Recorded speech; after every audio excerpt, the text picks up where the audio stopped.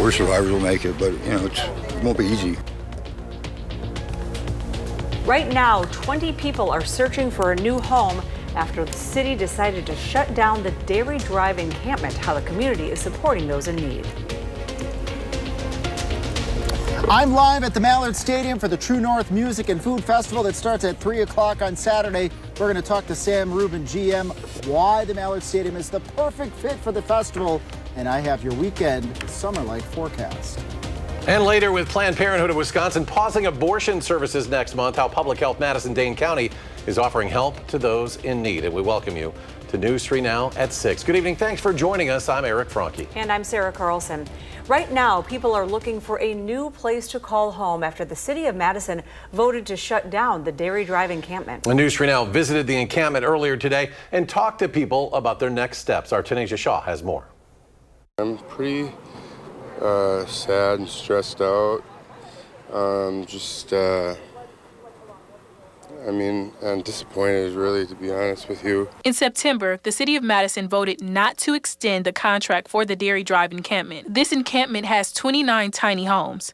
Some people have been able to find housing, but 20 people, like Derek and Lucky, are starting back at square one. A little confused as to what's going on here. It seems kind of sudden, or shutting down and not giving everybody, I don't think, like appropriate notice, or put a lot of people in a bad place. The people here at the Dairy Drive encampment have to move out by Friday night. I spoke to community leaders who are making sure that these people are prepared as they can be for their next steps. People don't have everything that they need, like bags, tents, tarps, and so everyone is coming together to try to create essentially a garage sale, a yard sale. But everything is free so that people can grab what they need before they're forced to live on the street. This really makes me happy, I guess, It's better than feeling invisible, which is any other typical day. The city decided to shut down this campground for a few reasons. It opened back in 2020 as a, quote, emergency measure during the pandemic for those in need. It stayed open twice as long as planned, and emergency funding eventually ran out. City officials say that the roughly $70,000 in monthly fees that were used towards this encampment could be used elsewhere, like towards a new men's shelter that will open in 2026. We need to put our funds where we think they will be most impactful. The way they went about, shutting it down, this and that was pretty, kind of terrible, actually. There are 20 people here who are going to now be sleeping outside, getting harassed by police, getting moved around. Brenda Conkle is executive director of Madison Street Medicine. She works closely at Dairy Drive and says a lot of the residents at the campsite won't be able to use the shelter. And these are folks that aren't going to go there. So what's the plan for people who don't go to shelter, especially when the shelter opens and only 250 people can get in? Reporting in Madison, Tanisha Shaw, News 3 Now. Tanisha, thank you. The city plans to auction and donate most of the material at Dairy Drive starting on October 1st. Bond is now set for the man accused of killing a Dodgeville woman and then taking her body and vehicle to Nebraska. Today, a judge set Gavin Thompson's bond at $500,000. Thompson faces several charges, including first-degree intentional homicide.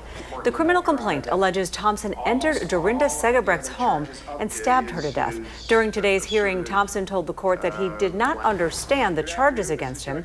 His attorney raised concerns about his competency to stand trial, so a competency hearing will be held December 12th. Two teens are facing attempted murder charges after Madison police say they were arrested in relation to a shooting on the city's east side in the beginning of the month. Police say the shooting took place in an area of condominiums. One resident's apartment patio door was hit by bullets. No one inside was hurt, though, and there were no other injuries reported. Investigators arrested a 16-year-old boy this week with two guns and suspected drugs in his residence. He was booked into the Dane County Jail on attempted first-degree intentional homicide. A 15-year-old boy was also arrested the day after with a loaded gun and booked into the jail on the same attempted murder charge. Don Russell was walking his dog when the shooting happened and says he thought the gunshots were fireworks. Well, first thing is, oh, no, not again. It has happened around here and all over Madison. It's unfortunate, and then you find out as kids, it makes you feel a little vulnerable and on edge and be more alert when I'm out and about. A 15-year-old was seen getting out of a vehicle reported stolen before he was arrested. 2 other 15-year-olds and 14-year-old girls were arrested in relation to the stolen vehicle. Now, first check of your First One forecast. We go to Chief Meteorologist Alex Harrington live at the Duck Pond ahead of True North Fest. Alex, it's nice and toasty out there.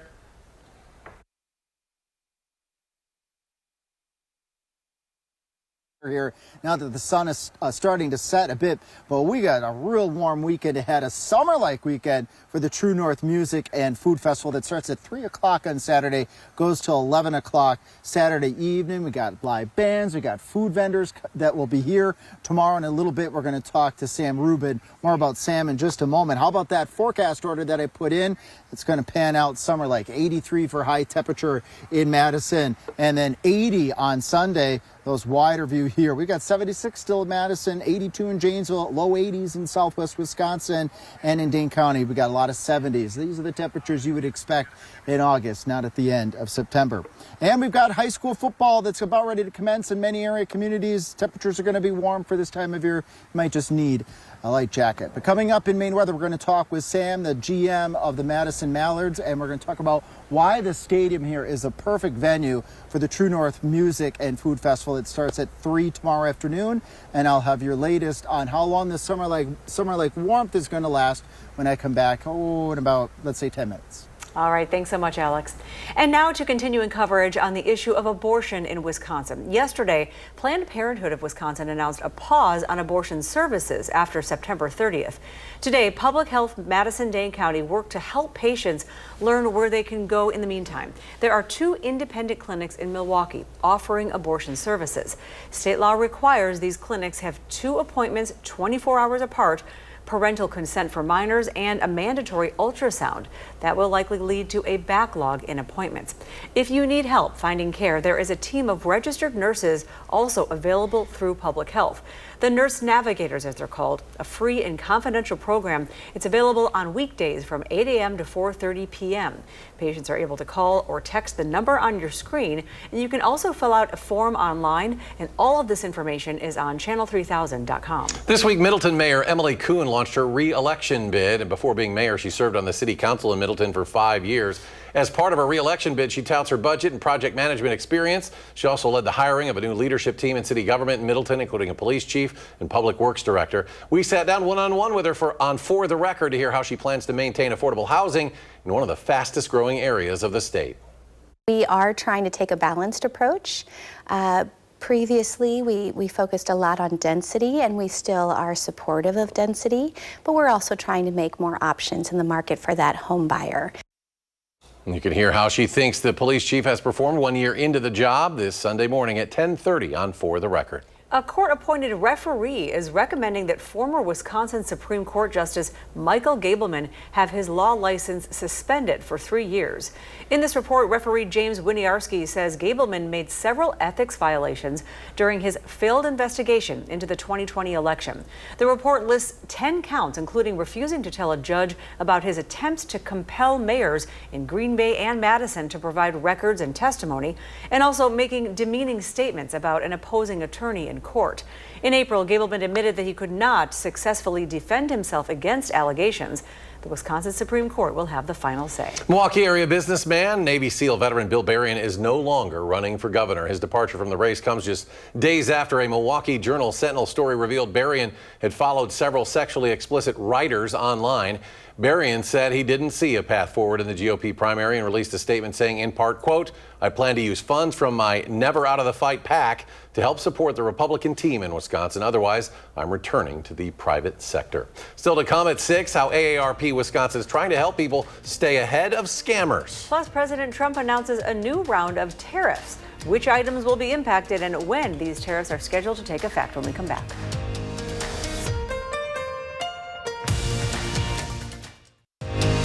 You're watching News 3 Now at 6. Every year, scammers steal millions of dollars from Wisconsinites with continuously evolving tactics. And that's why AARP Wisconsin is hosting a free event in Madison next week to keep you one step ahead. September 30th, 1 to 4 in the afternoon, the Scam Jam will be held at the Goodman Community Center on Wabisa Street. There, experts from AARP Wisconsin and partnering organizations will discuss how some of the latest scams around artificial intelligence, cryptocurrency, and others are changing the landscape of fraud. We want people to be aware that that technology is out there, and also maybe some tips and tricks for how you might be able to get out of a conversation if you feel like it might be a scam and you are concerned about that. So the Scam Jam is free, but registration is required. You can register at events.aarp.org/Madison Scam Jam, or simply call that number at the bottom of your screen, 877-926-8300. Well, President Trump is announcing a new round of tariffs on a wide range of products. First is a 100% tariff on some imported drugs. The tariff will not apply to drug makers who are building manufacturing plants in the U.S. The president also announcing a 50% tariff on imported kitchen cabinets, bathroom vanities, and related products. Upholstered furniture will also now face a 30% tariff. According to the U.S. Bureau of Labor Statistics, furniture prices are already up nearly 5% from last year. President Trump also imposed a 25% tariff on imported heavy trucks, citing concerns about foreign competition. These new tariffs are set to take effect October 1st. Still ahead, we get the latest total from our Coats for Kids campaign. Plus, the Brewers are heading back to the playoffs, how one fan is using his musical talents to cheer on the team. And how long will these summer-like temperatures last? We'll check back in with Alex after a short break.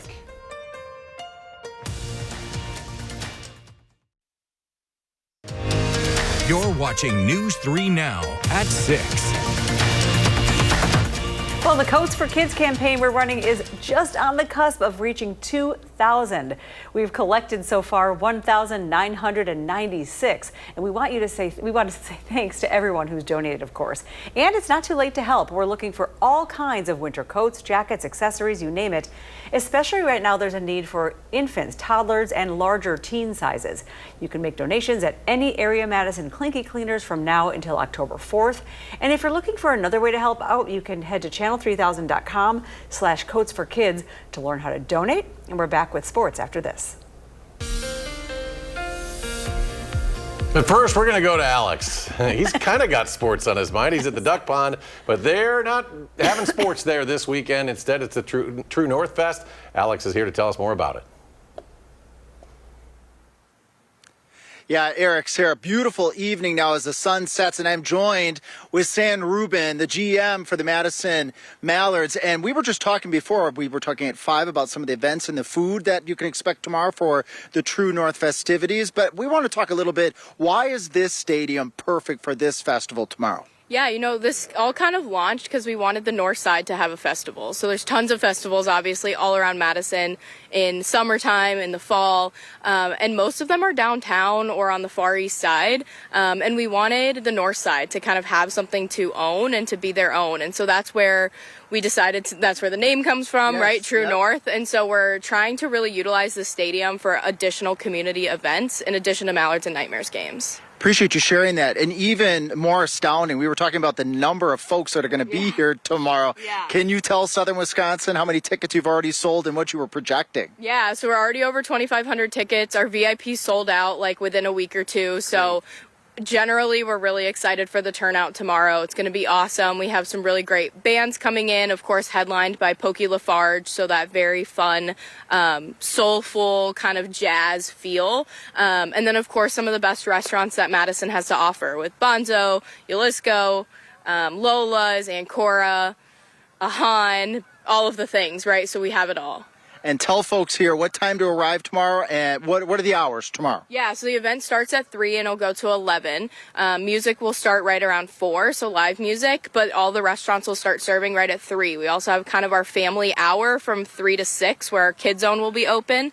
And so it's a family event. Bring your friends, bring your neighbors, bring your family, but it's going to be a really great event and, of course, really topped off with our giant Ferris wheel in the outfield. Hey, we appreciate you sharing. You guys have to come up here to the north side for True North tomorrow afternoon.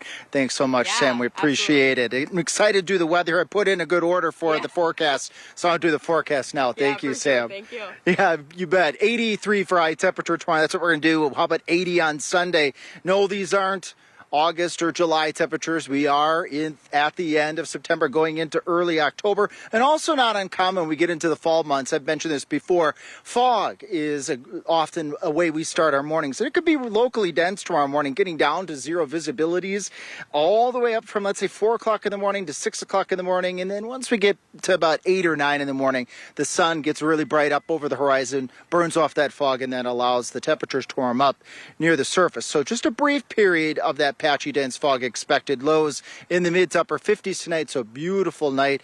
The normal low, about 10 degrees colder in the upper 40s, and we're going to do mid to upper 50s, and then those highs tomorrow: 83 Madison, 84 Janesville, 84 to the north in Baraboo, 79 in Camp Douglas is still a pretty warm temperature for this time of year. And we're going to keep the warm stuff around. Look at our 10-day forecast from left to right on your end of things. Temperatures in the 70s to near 80, 50s by night, just a wee little chance of a shower next Saturday going into Sunday with a very weak cold front that's not going to have a lot of moisture with it, so not a lot of big rain chances. Warmer than normal conditions are going to stick around well into October, and it doesn't look like we're going to see wetter than normal conditions develop in the upper Midwest or in the Madison area anytime soon. And the reason for that, very simple. Big high pressure system right in the center of the country, that sinking air that allows for blue skies, sunny days, clear, relatively cool nights, and then those warm temperatures that are going to stick around for the next 10 days. Again, you need to come here tomorrow at 3 o'clock or get here before 3 o'clock for the True North Festival. That starts at 3, ends at 11 on the north side of town at Warner Park. Alex Harrington live in the Mallard Stadium. Back to you folks. Alex, thank you. And as Sam said, the ticket sales have been pretty good, but you can still be part of the fun of the Duck Pond tomorrow. Our partner, Madison Magazine, a proud sponsor. Tickets can be found TrueNorthFest.com. They're $15. $2 from each ticket sold will benefit domestic abuse intervention services, DAYS, and also the Dane County Food Collective. Well, the Milwaukee Brewers are in the midst of an historic season, and a local musician is getting in on the fun. That's right. Nate Gibson works as a preservation archivist for the Mills Music Library here in Madison. He found recordings of Brewers songs, but noticed the lack of anything current. Our photojournalist Chris Hallbaker shows us how Gibson is changing that as the team heads into the postseason. Schlitz is what Milwaukee is famous for. Well, Milwaukee's been home to lots who brew their own beer. But I think we owe a song to Bud, because we brought the Brewers here. I work here in the Mills Music Library, and we have the Wisconsin Music Archives, and part of those is a bunch of 45s. And as I'm looking through them, they're filled with Brewers records, Hackers records, there's a lot of Milwaukee Braves records, but most of them were from the early 80s when the Brewers went to the World Series in '82. Baseball history right here in Milwaukee. And I thought, there hasn't been a lot of Brewers records since then, but they're having an incredible season this year. I should probably update some of these ideas and write my own Brewers songs that are a little more current. So beer, it's the year of Brewers. I noticed when we went to the Brewers game recently, you hear Johnny Cash playing every time Andrew Vaughn comes up to the plate. I mean, all these guys are using country music. This should be a country album. There's so much country music connections. Beer, the beer, there ain't a song getting truer. We got the best tailgate parties and the best barbecuers. And baseball is an escape for me and a joy, just like country music is. And if I can combine the two things I love and get really immersed in that, then that's going to be a great sense of joy. And wanting to share that, I hope people just sense that it's joyful. Can either smile and laugh or just rock out to it. This season has been just magical.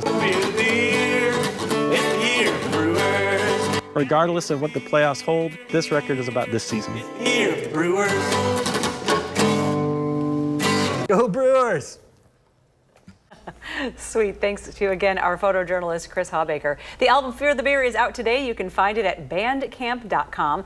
To hear more on this story, an extended version is on channel3000.com. And we will be right back with sports after this.